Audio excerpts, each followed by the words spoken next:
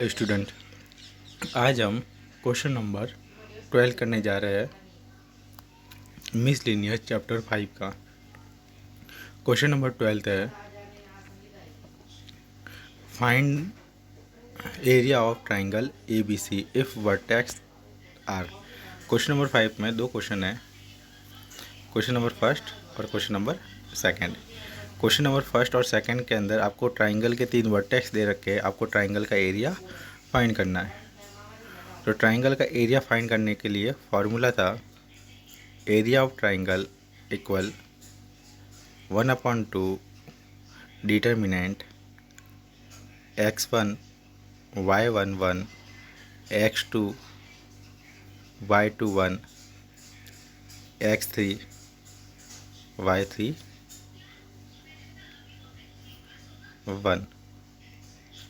ये आपके ट्राइंगल के एरिया का फार्मूला है। यानी जो आपके तीनों वर्टेक्स दे रखे हैं वो तीनों वर्टेक्स ऐसे कैसे लिखने हैं 1 बाय 1 और थर्ड कॉलम के अंदर आपको 1 1 1 लिखना है। तो इस क्वेश्चन के अंदर एरिया ऑफ ट्राइंगल के अंदर सीधे वैल्यू पुट करवा दी है तो आपके ये आ जाएगा। यानी कि x1 y1 पहला वाला वर्टेक्स -3 5, फिर सेकंड वाला वर्टेक्स 3 -6 और फिर थर्ड वाला वर्टेक्स 7 2, फिर लास्ट वाले कॉलम में आपको लिखना है 1 1 1। इस डिटर्मिनेंट को क्या करना है, सॉल्व करना है। तो जैसे इस डिटर्मिनेंट को सॉल्व करोगे तो आपके पास में एरिया ऑफ ट्राइंगल आ जाएगा 46। अगर ये नेगेटिव आता है तो भी इसको क्या करना है, पॉजिटिव करना है, मॉडुलस लेके पॉजिटिव करना है, क्योंकि एरिया ऑफ ट्राइंगल नेगेटिव नहीं होता। तो ये आपका क्वेश्चन नंबर फर्स्ट था। क्वेश्चन नंबर सेकंड ऐसा का ऐसा है, इसमें भी आपको वर्टेक्स दे रखे हैं और एरिया ऑफ ट्राइंगल निकालना है। सेम फार्मूला अप्लाई करना है। यहाँ पे आपके जो सिंबल दे रखा मैट्रिक्स का दे रखा, मैट्रिक्स का सिंबल नहीं लगाना है आपको, ये डिटरमिनेंट का सिंबल ही लगाना है मिसप्रिंट होगा। फिर इसको क्या करना है, सॉल्व करना है। सॉल्व करने पे आपके जो भी आंसर आएगा वो आपके क्या होगा, एरिया ऑफ ट्राइंगल होगा। तो यहाँ पे एरिया ऑफ ट्राइंगल कितना आ गया, 20 स्क्वायर यूनिट।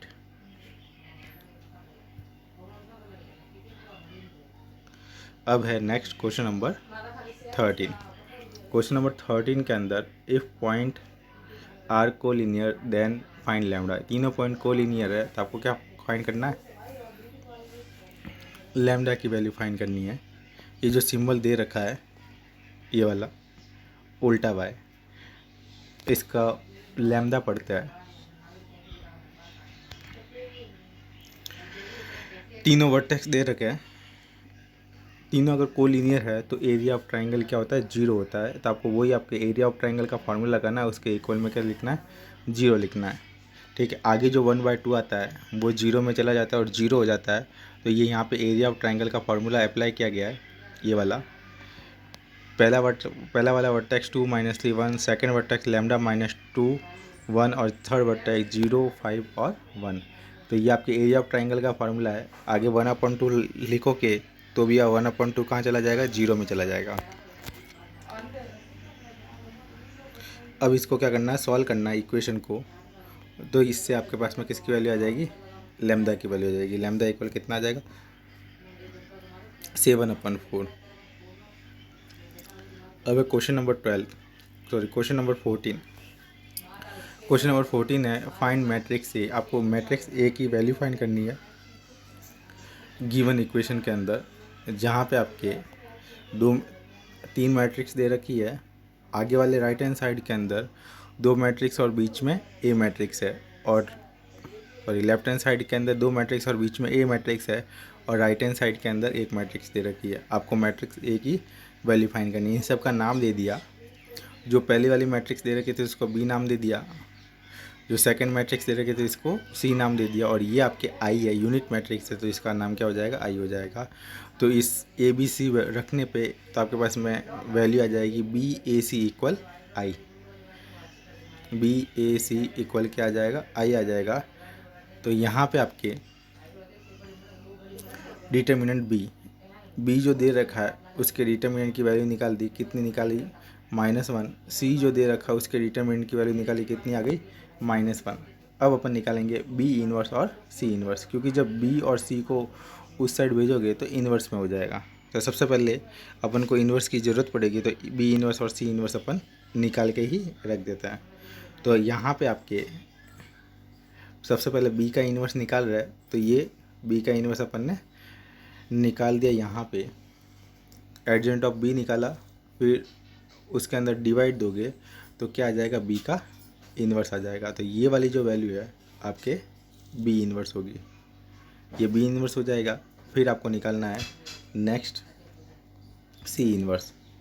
तो ये आपके यहाँ पे ये सी इन्वर्स की वैल्यू निकाल दी। सी इन्वर्स कैसे निकालना ये अपन पढ़ चुके हैं। तो यहाँ पे ये सी इन्वर्स की भी वैल्यू आ गई। फिर ये जो गिवन इक्वेशन थी वो ले ली बी ए सी। आपको ए की वैल्यू निकालनी है, इसका मतलब बी और सी को यहाँ से हटाना है, ए को अकेला रखना है। तो बी को हटाने के लिए सबसे पहले बी इन्वर्स से बोथ साइड क्या करवा दो, मल्टीप्लाई करवा दो, तो बी हट जाएगा। सी को हटाने के लिए सी इन्वर्स को बोथ साइड मल्टीप्लाई करवा दो, तो सी इन्वर्स भी हट जाएगा। तो यहाँ पे ये जो बी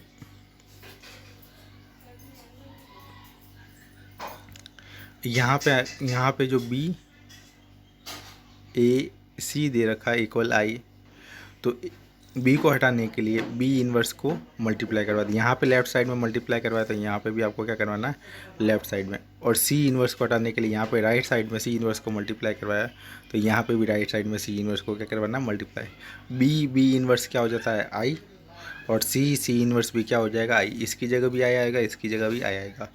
आई को किसी से भी मल्टीप्लाई करवाओ किसी भी मैट्रिक्स से, तो वो की वो मैट्रिक्स आती है। तो यहाँ पे बोथ साइड क्या आ गया, आई आ गया।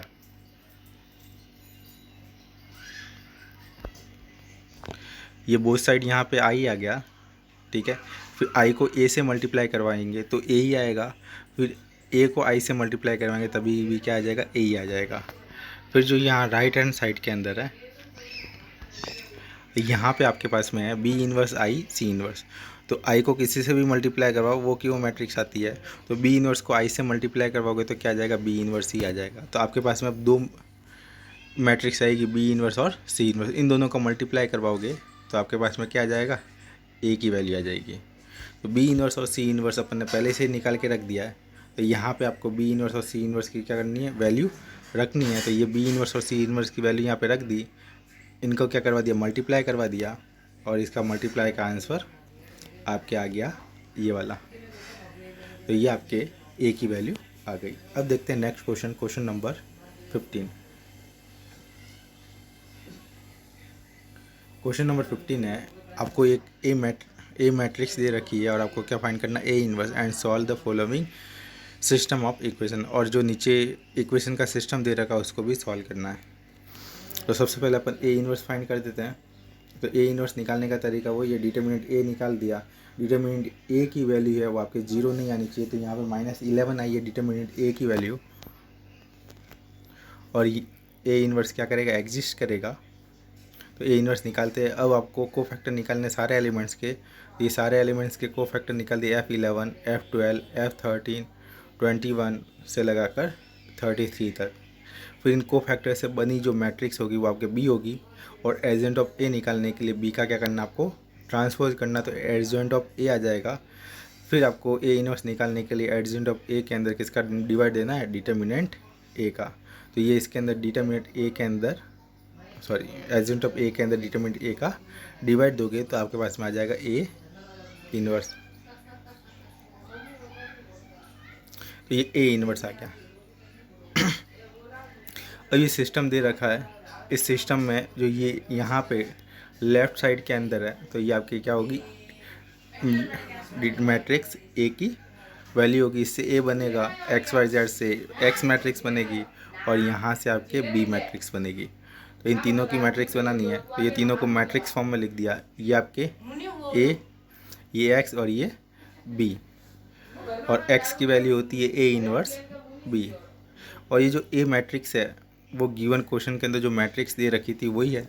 इसका इन्वर्स अपन ने ऑलरेडी निकाल दिया है, तो आपको सीधे इसकी क्या करनी है, वैल्यू ही पुट करवानी है। तो ए इन्वर्स की यहाँ पे वैल्यू डायरेक्ट पुट करवा दी, वापस निकालने की जरूरत नहीं, ऑलरेडी निकाल दी है, तो ये डायरेक्ट पुट करवा दी। अब आपको इन दोनों को क्या करवाना है, मल्टीप्लाई करवाना है। जब इनको दोनों को मल्टीप्लाई करवाओगे तो आपके पास में किसकी वैल्यू आ जाएगी, एक्स वाई जेड की। तो ये इन दोनों को यहाँ पे मल्टीप्लाई करवा दिया। तो मल्टीप्लाई कितना आ गया 1 2 1 3 और -2।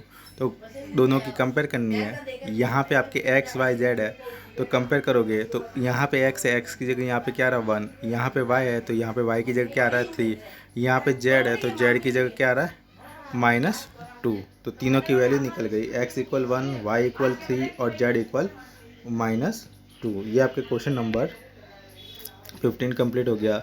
अब देखते हैं next question number 16। Question number 16 है, इफ़ ए, आपको ए कोई मैट्रिक्स दे रखी है, फाइंड करना, find A inverse and also and so that A inverse is equal to A square plus B C plus 1 into I equal A capital A. तो सबसे पहले अपन क्या करेंगे, ए इनवर्स निकालेंगे। ए दे रखा है, ए इनवर्स निकालने के लिए सबसे पहले डिटरमिनेंट ए निकाल दी। तो डिटरमिनेंट ए की वैल्यू अपने पास में कितनी आ गई, 1 आ गई, जो कि नॉट इक्वल 0। तो ए इनवर्स क्या करेगा, एग्जिस्ट करेगा। अब आपको निकालना को फैक्टर, तो F11 F12 F13 21 और 22, 2 इंटू 2 ऑर्डर किया तो ये आपके को फैक्टर आ गया। फिर ये को फैक्टर से बनी मैट्रिक्स आ गई बी। इसका ट्रांसफर्स करोगे तो एडजॉइंट ऑफ ए आ जाएगा। फिर इसके अंदर ए इनवर्स यानी 1 का डिवाइड दोगे तो आपके पास में किसका आ जाएगा, ए इनवर्स। तो ये आपके पास में ए इनवर्स आ गया। एक क्वेश्चन कंप्लीट हो गया। अब सेकंड पूछा, आपको प्रूव करना था कि A inverse is equal to A square B C plus 1 multiply I minus A, यानी कि ए इनवर्स का मल्टीप्लाई इसके इक्वल होगा। तो राइट हैंड साइड ले लो, तो राइट हैंड साइड ले ली, A square B C plus 1 into I होता है यूनिट मैट्रिक्स। तो ये यूनिट मैट्रिक्स यहाँ पे पुट करवा दी और ए आपके पास में क्वेश्चन के अंदर गिवन है। तो वैल्यू दोनों ए और आई की वैल्यू पुट करवा दी। अब यहाँ पे आपको इसको क्या करवाना है, मल्टीप्लाई करके सॉल्व करना है। यानी कि यूनिट मैट्रिक्स को ए स्क्वायर बी सी प्लस 1 से क्या करवाना है, मल्टीप्लाई करवाना है। इसको इस यूनिट मैट्रिक्स से मल्टीप्लाई करवाना तो ये मैट्रिक्स आ जाएगी। फिर यहाँ पे आपके मल्टीप्लाई में ए है तो अंदर मल्टीप्लाई करवाओगे तो ये मैट्रिक्स आ जाएगी। अब इन दोनों को करना है माइनस, करस्पॉन्डिंग एलिमेंट्स को क्या कर देंगे, माइनस कर देंगे। ए स्क्वायर बी सी प्लस 1, इसमें से माइनस करना ए स्क्वायर, इसमें से माइनस करना बी सी, इसमें से माइनस करना ये वाला 0 से माइनस करना ए सी, इसमें से माइनस करना 1 प्लस बी सी। इनको जब माइनस करोगे तो आपके पास में जो माइनस करने के बाद मैट्रिक्स आएगी वो आपकी होगी ये वाली मैट्रिक्स। ये आपके आगे B C plus 1 minus A B upon A C plus A square. यहाँ पे सभी एलिमेंट्स में से मैंने क्या कॉमन ले लिया, ए कॉमन ले लिया। ए इसलिए कॉमन ले लिया क्योंकि आपको जो लाना है लेफ्ट हैंड साइड के अंदर उसमें ए इंटू ए इनवर्स है तो ए कॉमन होना चाहिए। तो सारे एलिमेंट्स में से ए कॉमन ले लिया, जिसमें से आ रहा है उसमें से ले लिया, जिसमें से नहीं आ रहा है तो उसके अंदर ए का क्या चला जाएगा, डिवाइड चला जाएगा। जैसे इसमें है, इसमें और इसमें है, इसमें नहीं है तो जिसमें नहीं है तो ज़बरदस्ती कॉमन लोगे तो ए का क्या देना है, डिवाइड देना। वापस ए से मल्टीप्लाई करवाओगे तो ऊपर वाली मैट्रिक्स वो की वो आ जाएगी। जो ए कॉमन लेने के बाद जो अंदर ये मैट्रिक्स बची है ये आपके क्या है, ए इनवर्स है। तो इसकी जगह आप क्या लिख सकते हो, ए इनवर्स। तो ए इनवर्स कौन सी साइड आ गई, राइट हैंड साइड आ गई। तो left hand side equal right hand side, ये क्या हो गया, प्रूव हो गया। ये आपके क्वेश्चन नंबर 16 हो गया। अब देखते हैं next question number 17। Question number 17 है, using determinant solve the following system of equation. Determinant का यूज़ करके नीचे जो इक्वेशन का सिस्टम दे रखा है उसको क्या करना है, सॉल्व करना है। अब यहाँ पे कोई मेथड का नाम नहीं दे रखा है, ठीक है, लेकिन यूज़ किसका करना है, डिटर्मिनेंट के। दो मेथड है आपके, मैट्रिक्स मेथड और क्रैमर रूल्स वाली।